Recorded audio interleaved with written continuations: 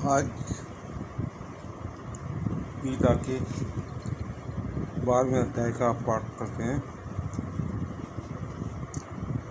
अर्जुन उवाच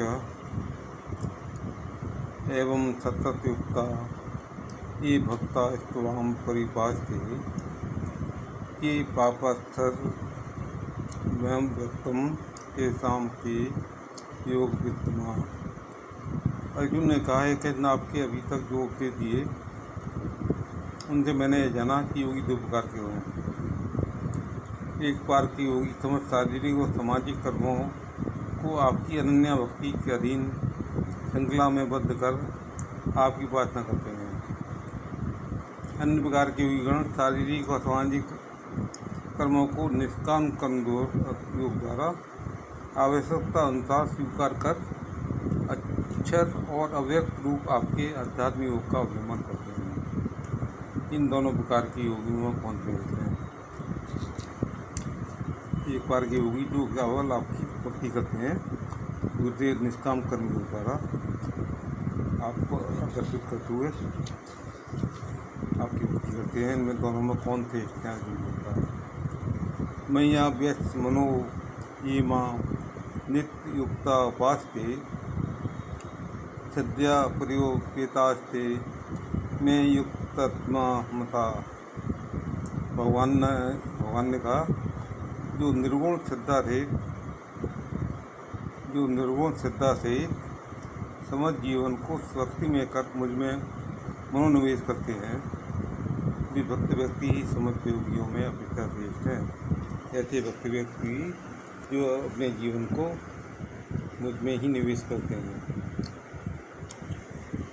ये त्वक्षर निर्देश व्यक्तम परिपास्ते सर्वत्र गमचिंतयञ्च कुतस्तमचलं ध्रुवं सनिम्येन्द्रियग्रामं सर्वत्र संबुद्धया ते प्राप्नुवन्ति मामेव सर्वभूते रता।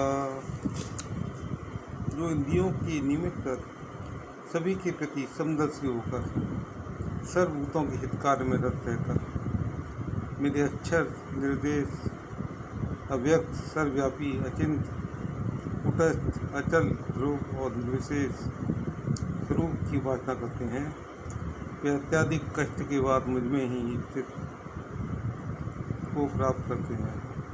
ये मेरे अतिरिक्त कोई उपास्य वस्तु ही नहीं है, तो वे जिस प्रकार से परम वस्तु को प्राप्त करने का यत्न करें, वे मुझे ही प्राप्त करते हैं। कलेशो धीतरस्ते धाम व्यक्ता सत्तेत्साम अव्यक्ता ही गतिर्दुखा देवदी प्रभावते। ज्ञान योगी और भक्ति योगी में ही भेद है कि उपाय काल में भक्ति योगी अतिशय ही परात्पर वस्तु का अनुशीलन कर फल काल में निर्भय होकर उसे प्राप्त करते हैं। ज्ञान योगी सर्वथा व्यक्त तत्व में निष्ठावान होकर उपाय काल में व्यतिरिक चिंता का जो कष्ट है उसे भोगते हैं।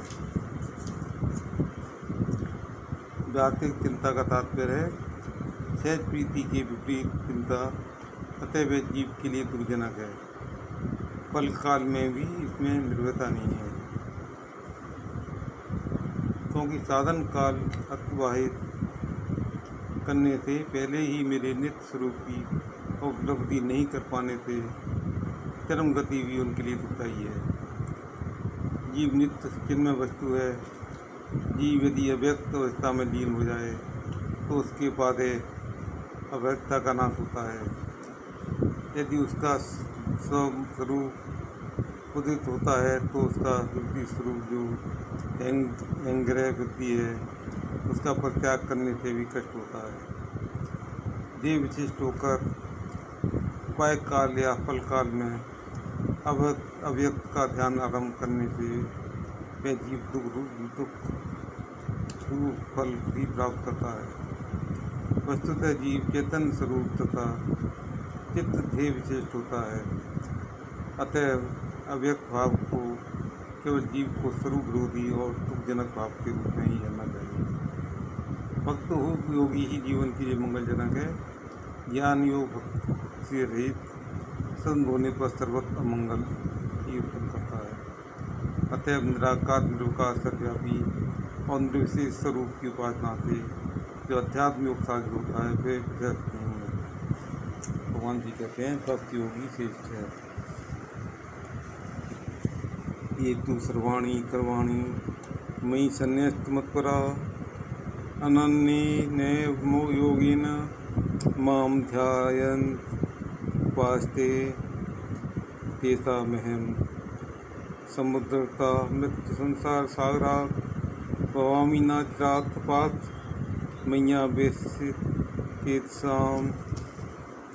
जो मेरे भगवत स्वरूप का अवलंबन करने वाले हैं, जो अपने समस्त शारीरिक और सामाजिक कर्मों को संपूर्ण रूप में मेरी भक्ति के अधीन स्वीकार करते हैं एवं मत संबंधी अनन्य भक्तियों द्वारा मेरे नित्य श्री विग्रह का ध्यान और उपासना करते हैं, मुझ में आविष्ट वाले उन लोगों को मैं शीघ्र ही मृत्यु की संसार सागर से पार कर देता हूँ, अर्थात वृद्धावस्था में मायिक संसार से मुक्त प्रदान करता हूँ एवं माया बंधन के नष्ट होने पर अभेद बुद्ध रूप जीवात्मा की मृत्यु से स्थिरा रक्षा करता हूँ।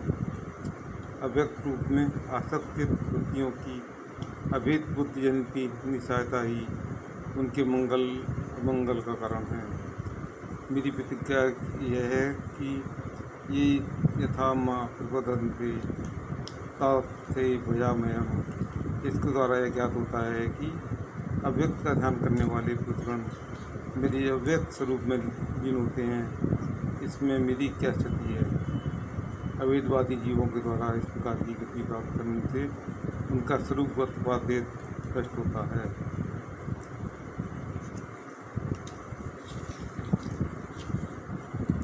मयि मन आत्मसौ मयि बुद्धि निवस्यसि वैवते बोधवा न संशय।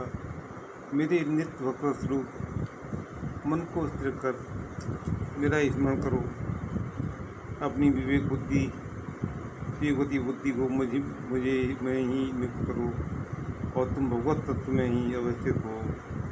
ऐसा करने से ही साधन भक्ति का जो सर्वोच्च निरुपाधिक प्रेम है तुम उसे लाभ करोगे।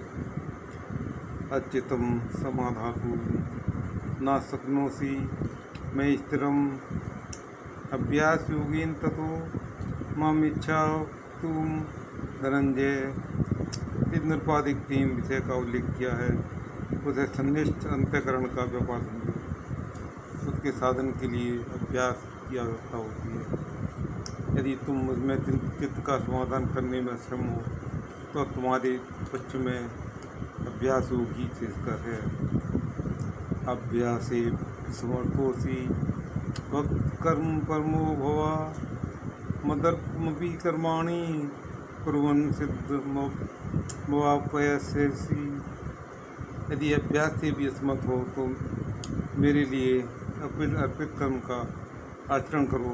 ऐसा करने से करते अभ्यास और मेरे सब इसे तत्व से चित्त और स्थिर रूपी सिद्ध लाभ करोगे। अथेत दप्ते सक्तोषि कर्तु मधो माश्रिता सर्व कर्म फल त्यागम ततः कुरु यतात्मान। यदि मदर्पित कर्माचरण में भी अक्षम हो तो आत्मान होकर समस्त कर्मों के फल का त्याग करो। श्रोवी ज्ञानम मम्या शांति ज्ञानम दया ज्ञानम विशिष्यते ध्याना कर्म फल त्याग व्यागस्त आज्ञा शांति निरंतरम। हे अर्जुन, एकमात्र साधन भक्ति ही निरुपाधिक प्रेम को प्राप्त करने का उपाय है। इस भक्ति योग के दो प्रकार हैं, भगवतनिष्ठ अंतःकरण का व्यापार और बहिष्करण का व्यापार। भगवतनिष्ठ अंतःकरण का व्यापार 3 प्रकार का है, स्मरणात्मक, मननात्मक एवं अभ्यासात्मक, किंतु जिनकी बुद्धि मंद है उनके लिए तीनों प्रकार के अंतःकरण के व्यवहार दुर्गम है। श्रवण कीर्तन रूपी बहिष्करण अर्थात बाहेंद्रियों का व्यवहार सभी के लिए सुगम है। अतः मेरे संबंध में मनन अथवा बुद्धि ही उत्कृष्ट ज्ञान है एवं यही अभ्यास से श्रेष्ठ है। ज्ञान योग वाला ज्ञान नहीं, अभ्यास के समय यत्नपूर्वक ध्यान किया जाता है, किंतु अभ्यास का फल जो गुणन है उसके अवस्थित होने से अनायास ही ध्यान होता है। केवल ज्ञान के पश्चात ध्यान की श्रेष्ठता है, क्योंकि ध्यान के स्थिर होने पर सामान्य स्वर सुख तथा मुख्य सुख की प्राप्ति होती है।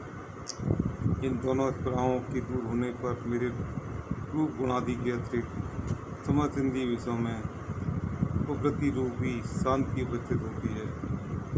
अधिष्ठा सर्वभूतानां मैत्रेय करुणो एव च निर्ममो निरंकार समदुख सुख समी संतुष्टः सततं योगी यतात्मा दृढ़ निश्चया मैं अर्पित मनोबुद्धियो भक्त भदक्त सा मैं पिया। ये शांत भक्त सभी भूतों के प्रति देशपूर्ण होते हैं, अर्थात जो लोग उनके प्रति देश करते हैं उनके प्रति भी देशपूर्ण